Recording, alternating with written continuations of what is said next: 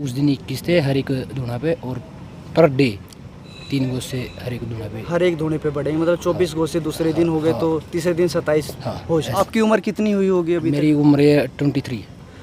23 साल की उम्र है इस किसान की, बहुत कम उम्र है। आपने जो जाना का किसान देखा रामबज, उसकी उम्र 30-35 साल 40 साल के लगभग है, लेकिन इनकी बहुत कम उम्र है। तो घर हरियाणा हेडलाइन देखने वाले सारे दर्शकों ने राहुल सैनी की तरफ से प्यार भरी नमस्कार। दोस्तों, अगर आप चैनल पे नए आए तो चैनल को सब्सक्राइब कर लेना और बेल आइकन ज़रूर दबा लेना, ताकि जो भी हम वीडियो डाल लें उसका नोटिफिकेशन आपको सबसे पहले मिले। चलो शुरू करते हैं आज की वीडियो। इसके बारे में आप क्या सोचते हो हमें कमेंट्स करके ज़रूर बताना। धन्यवाद। मैं राहुल सैनी आप सभी का हार्दिक स्वागत करता हूं। आप देख रहे हो दुनियादारी न्यूज़, मुसाफिर न्यूज़ व हरियाणा हेडलाइन। आज हम बहादुरगढ़ आए हुए हैं और ये जो मेरे साइड में आप देख रहे हो बहादुरगढ़ का नया बस अड्डा। कैमरामैन को चाहूँगा कि इसका दृश्य एक बार ज़रूर दिखाएं। यहाँ पर एक किसान तप पे बैठा हुआ है। इनका एक ही मकसद है कि भाई जब तक ये बिल वापसी नहीं होते हैं तब तक हमारी घर वापसी भी नहीं होगी, और इसी को मद्देनज़र रखते हुए इन्होंने तप शुरू किया है। आपने तप करते हुए संत महात्माओं को ज़रूर देखा होगा, लेकिन पहली बार इतिहास में किसान तप पे बैठा है। ये दूसरे किसान हैं, एक किसान और हैं जो कि उजाना गांव में बैठे हुए हैं तप पे, और दूसरे एक किसान हैं यहाँ पर टिकरी बॉर्डर पे बैठे हैं। जो उजाना में जो किसान बैठे हैं उनकी उम्र काफ़ी है, लगभग 40-45 साल के लगभग उनकी उम्र है, लेकिन जो यहाँ पर किसान बैठा है इसकी बहुत कम उम्र है। इसका अंदाज़ा इसी से लगाया जा सकता है, आप वीडियो में देख रहे हो कितनी कम उम्र के ये किसान हैं। इनसे जानेंगे कि भाई इनका क्या उद्देश्य है यहाँ पर तप पर बैठने का, और ये कब तक बैठेंगे और कितने दिन इनको यहाँ पे हुए। जहाँ तक मेरा अंदाज़ा है आज तीसरा दिन हो गया इनको तप पे बैठे हुए, और इनसे जान लेते हैं तप के बारे में, और ये कहाँ से हैं और कब तक इनका तप जारी रहेगा उसके बारे में इनसे पूरी जानकारी लेंगे। आप देख रहे हो तापमान भी लगभग 40-42 डिग्री के लगभग है, और इनके ये 5 धूणे यहाँ पर लगे हुए हैं। और इनसे ये भी जानेंगे भाई कितने यहाँ पर जो उपले जिसको गोसे बोलते हैं हरियाणा में, ये कितने लगाए जाते हैं दिन भर में, और क्या रोज़ का बढ़ाया जाता है या फिर एक समान ही चलता रहता है। पहले तो एक किसान से जान लेते हैं। नमस्कार भाई साहब। नमस्कार भाई साहब। आप कहाँ से हो और क्या नाम है आपका? भाई साहब मेरा नाम सुनील गिल है, गाँव मरजपुर, तहसील नारनौली शहर से। तो आज आपको तीसरा दिन है शायद तप में बैठे, तो आप कितने दिनों तक बैठे रहोगे इस तप? इसकी कोई टाइम नहीं है, कोई लिमिट नहीं है। भी हो सकती है और ये 31 भी हो सकती है, कुछ भी हो सकता है। 31 दिन या 31 तारीख? 21 दिन या 31 दिन। अच्छा, 21 दिन या 31 दिन हो सकते हैं। तो आपका जी तप पे बैठने का क्या उद्देश्य है, किस उद्देश्य को लेकर आप तप पे बैठे? भैया मैंने देखा पिछले 6.5 महीने से हमारी माता बहनें, हमारे भाई हैं और काके ताऊ जो 6 महीने से 6.5 महीने से लगातार किसान आंदोलन में यहाँ टिकरी बॉर्डर पे, गाजीपुर बॉर्डर पे या सिंधु बॉर्डर पे हर एक जगह डटे हुए हैं। सरकार हमारी कोई मान नहीं मांग रही। हमने हर एक प्रयास करके देख लिया। हमने सोचा जैसे साधु संत तपस्या करके भगवान को मनाते वैसे ही हम तपस्या करके शायद सरकार हमारी सुन ले। सरकार हमारी सुन ले। आपकी उम्र कितनी हुई होगी अभी? मेरी उम्र है 23। 23 साल की उम्र है इस किसान की, बहुत कम उम्र है। आपने जो जाना का किसान देखा रामबज, उसकी उम्र 30-35 साल 40 साल के लगभग है, लेकिन इनकी बहुत कम उम्र है। तो घर परिवार वालों का क्या कहना था जब आप तप पे बैठे? मेरा बड़ा भैया है बबलू मिर्च। हाँ, उसका छोटा भाई हूँ। वो 6.5 महीने से लगातार कंटिन्यू एक दिन भी घर न जाके यहाँ पर सेवा कर रहा है। मैंने उसको देखा और मैं उसी तरह यहीं पे आ गया। तो आप कितने घंटे बैठे रहते हो यहाँ? मैं हर रोज़ सवा घंटा 12 से सवा 1 बजे। तो यहाँ पर ये कितने उपले लगाए जाते हैं? फर्स्ट टाइम पे पहला दिन है, उस दिन 21 थे हर एक धुना पे, और पर डे 3 गोश्त से हर एक धुना पे। हर एक धुने पे बढ़ेंगे, मतलब 24 गोश्त से दूसरे दिन हो गए तो तीसरे दिन 27 होश। ऐसे ही। ये देखिए यहाँ पर इन्होंने अपनी जोत भी जगा रखी है, जिसको भी मानते हैं, और साथ में भगत सिंह, राजगुरु, सुखदेव वगैरह की फ़ोटो भी लगा रखी है। साथ में किसान यूनियन का झंडा भी है और साथ में तिरंगा झंडा भी लहरा रहा है।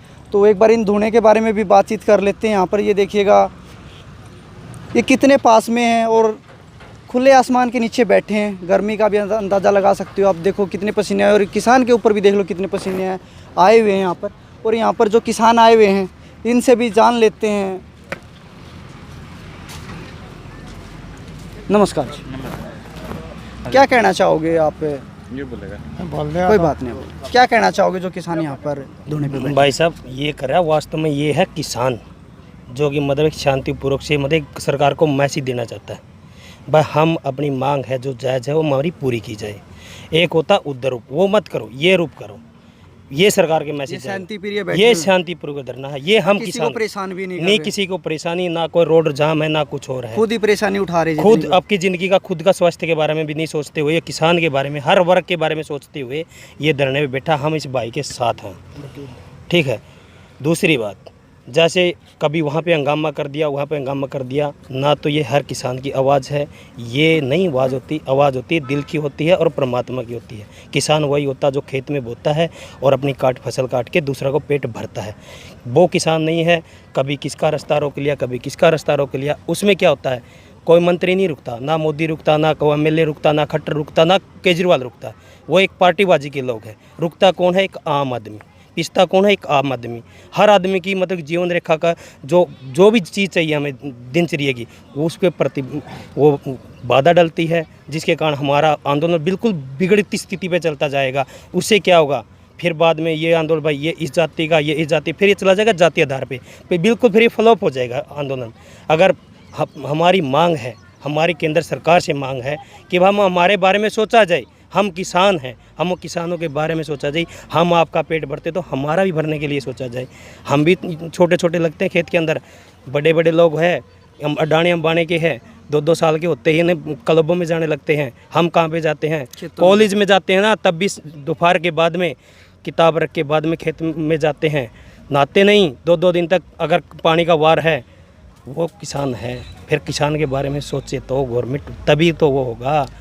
मेरा भाई साहब आपके माध्यम से कहने का मतलब यही है, किसान की आवाज़ बुलंद हो, शांतिपूर्वक हमारा धरना चलता रहे। जैसे ये बड़े भाई बैठे हैं, इसके साथ हम भी हैं। पूरा हमारा यहाँ पे बस स्टैंड के अंदर, बहादुरगढ़ के अंदर पूरी सपोर्ट इस भाई के साथ में। ये किसान अपना बिल्कुल अपने प्रेम भाव से धरना कर रहा है। इतनी छोटी उम्र में मतलब धरना के बारे में इसने, इसके बारे में सोचा, शरीर के बारे में बलिदान दिया इसने, इसको बोलते किसान। तो इनकी जो देख रेख है तो उसको आप कैसे करते हो? क्योंकि बारिश का भी मौसम आ रहा है और ये जो किसान तप पे बैठा है तो इनका टेम्परेचर भी ज़्यादा होता है, तो उस तरह कोई भाई पहले इसको टेम्परेचर को सामान्य किया जाता है यहाँ से ले जाने के बाद में, क्योंकि अगर इसका शरीर का टेम्परेचर ख़राब हो गया ना तो इसकी ज़िंदगी बिल्कुल ख़राब हो जाएगी। ये पैरालाइज तक हो सकता है, ठीक है। पैरालाइज होगा तो इसकी ज़िंदगी ख़त्म होगी, इसका परिवार की ज़िंदगी ख़त्म होगी। तो सरकार को इसके बारे में भी सोचना चाहिए, अन्नदाता के बारे में भी सोचना चाहिए, और जो हिंदुस्तान की टोटली पब्लिक है उसके बारे में भी सोचना चाहिए। 1-2 परिवार से हिंदुस्तान नहीं चलेगा। हिंदुस्तान चलेगा पूरा देश का हर नागरिक के बारे में सोच के फिर हिंदुस्तान चलेगा। तो जैसे कि आपने बताया कि भाई हम यहाँ शांति प्रिय प्रदर्शन चाहते हैं और कर रहे हैं, और आपने कहा कि भाई इधर उधर रास्ता रोको, ये मत करो मत करो, लेकिन संयुक्त मोर्चे का बयान है कि संयुक्त मोर्चे की जो 40 जो नेता हैं उन्होंने इस फैसला लिया कि भाई हरियाणा में और जो पंजाब में जिस तरह नेताओं का बीजेपी या जेजेपी वालों का विरोध प्रदर्शन कर रहे हो, और आप कह रहे हो कि हम यहाँ शांति प्रिय। भाई साहब मेरी बात सुनो, वे लोग होते हैं मतलब कि जो रास्ता रोकने के लिए एक सरपंच बनता गाँव के लिए 500 वोट का, जो 600 वोट का, उसका पूरा गाँव समर्थन नहीं कर सकता। वो भी अलग अलग पार्टीबाजी बन जाती है। ये तो पूरा हरियाणा है, हिंदुस्तान है। ये बोलते नेता फलाना का विद्रोह करो, विद्रोह, उससे सोल्यूशन नहीं होगा भाई। वो भी अपने लोग हैं, उनका विरोध करोगे तो क्या होगा? नेगेटिव प्रशासन के साथ में झगड़ा करना, भगवान और सरकार समान होती है। सरकार के सामने ना आप कभी किसी की लड़ी, हाँ लड़ो, अपने सच्चे दिल से लड़ो। सरकार को झुकना पड़ेगा सच्चाई पे। अगर पाखंड फैलाओगे तो नहीं झुका जाएगा। वही होगा जो पहले जाट आरक्षण में हुआ था। जाट आरक्षण में एक जाति का वो था, रोड फूंक दिए, फैक्ट्री फूंक दी, मतलब कि हमारी जो दिल्ली कमाने के लोगों की रोजी रोटी थी, वो भी हमारे भाई है, मजदूरी करते हैं, हम पे मजदूरी करते हैं। अगर वो मरे गए तो हम क्या करेंगे? किसान को मजदूर भी चाहिए और किसान को किसान भी चाहिए। तो एक लास्ट सवाल है मेरा, जैसे जिस तरह ये किसान भाई तप कर रहे हैं, आगे कोई और किसान तप करना चाह रहा है या करने की इच्छा है, तो उन लोगों को क्या संदेश देना चाहिए? भाई साहब मैं तो एक बात बोलता हूँ, देखो तप करना इस भाई की दिल से आवाज़ थी, लेकिन भाई तप करने से कोई सलूशन नहीं होगा। सलूशन होगा अपना मोर्चा संभाले रखो, बैठे रहो, डटे रहो। सरकार आज नहीं तो कल मानेगी, कल नहीं तो परसों मानेगी, मानना पड़ेगा, ठीक है। जो जायज़ मांग हमारी वे मांग के पूरी कर दो, बस बात ख़त्म। ये देखिए किसानों का अपना सबका अंदाज है, जैसे कि संयुक्त मोर्चा का कुछ बयान था, लेकिन इन्होंने की भी अच्छी राय है कि भाई हम शांति प्रिय प्रदर्शन के लिए बैठे हैं और 6 महीने से ज़्यादा का समय हो गया हम शांति प्रिय बैठे हुए हैं। हम किसी से कोई लड़ाई झगड़ा, किसी तरह का द्वेष नहीं चाहते हैं। हमारा सिर्फ सरकार से ही है कि भाई जो बिल सरकार ने दिए हैं 3, तो उनको वापसी ले लो, और हमारा किसी से कोई विरोध नहीं है। आज के लिए बस इतना ही, धन्यवाद।